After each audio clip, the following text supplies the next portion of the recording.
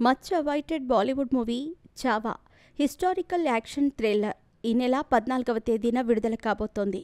Vicky Kaushal hero. ఆయన సరసన national crush Rashmika Mandanna నటించారు.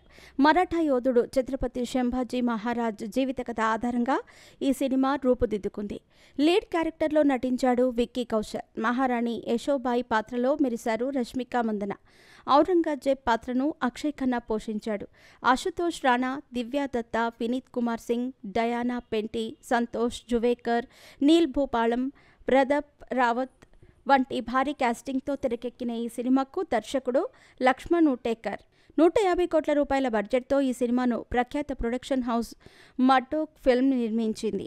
ఈ సినిమాపై మంచి అంచనాలే ఉన్నాయి. అందులోనూ పుష్ప 2 తర్వాత రష్మిక నటించిన మూవీ కావటం వల్ల హైప్ క్రియేట్ అయ్యింది.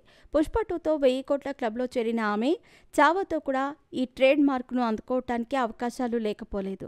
ఇంకో 2 రోజుల్లో చావా విడుదల కాబోతున్న నేపథ్యంలో హీరోయిన్లు విక్కీ కౌశల్, రష్మిక మందన ఈ మధ్యాహ్నం మహారాష్ట్ర నాసిక్ జిల్లాలోని ప్రపంచ ప్రఖ్యాతి చెందిన షిరిడీ సాయిబాబా ఆలయాన్ని సందర్శించారు.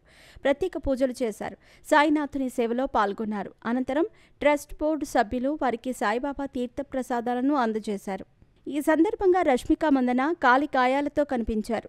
కుడికాలికి కట్టుకున్నారు. అడుగు తీసి అడుగు వేయటానికి ఇబ్బంది పడ్డారు. విక్కీ కౌశల్ చేతికి ఆసరాగా తీసుకున్నారు. జిమ్లో వర్కౌట్స్ చేస్తున్న సమయంలో ఆమె కాలికి గాయమైన విషయం తెలిసిందే. ఈ ఏడాది జనవరి 12వ తేదీ నుంచి ఆమె గాయంతో సతమతమవుతున్నారు.